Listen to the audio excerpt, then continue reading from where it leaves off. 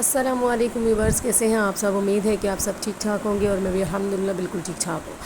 آج ہم اپنے ایزی ہوم فوڈ میں بنانے لگے ہیں ٹکا فش فرائی۔ ٹھیک ہے جی، اس میں جو خاص انگریڈینٹس ہیں وہ ہوگا ٹکا مسالہ، جس میں میں ایڈ کروں گی، اور اس کے علاوہ جو باقی مسالے جاتے ہیں وہ گھر کے ہوں گے۔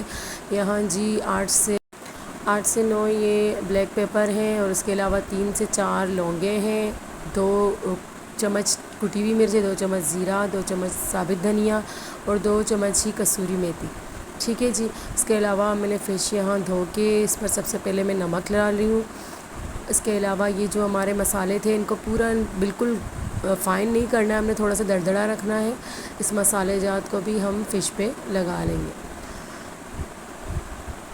اور اس کے علاوہ 1 ٹیبل اسپون ادرک کا پیسٹ اور 1 ٹیبل اسپون لہسن کا پیسٹ، یہ بھی ہم اس میں ڈال دیں گے۔ اور اس کے علاوہ 2 ٹیبل اسپون اس میں ہم ٹکا مسالہ ڈالیں گے۔ یہ ضروری ڈالنا ہے، یہ آپشنل نہیں ہے، آپ اسے ایڈ کریں اور پھر آپ فش فرائی کریں، آپ دیکھیں کتنا آپ کو ٹیسٹی یہ فش لگے گا۔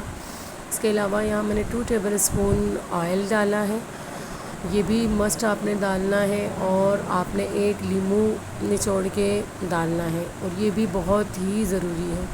اس سے یہ ہوگا کہ فش کا جو اسمیل ہوتا ہے نا وہ نہیں آئے گا آپ کو۔ کچھ لوگوں کو فش کی اسمیل کی وجہ سے فش نہیں کھاتے، لیکن اگر آپ اس میں لیمو اور ادرک لہسن کا پیسٹ ایڈ کریں گے تو اس سے کافی حد تک فش کا اسمیل جو ہے نا وہ کور ہو جاتا ہے۔ یہاں اس کو میرینیٹ کر کے میں نے رکھ دیا تھا آدھا گھنٹہ یا 1 گھنٹہ، آپ کے پاس جتنا ٹائم اویلیبل ہو۔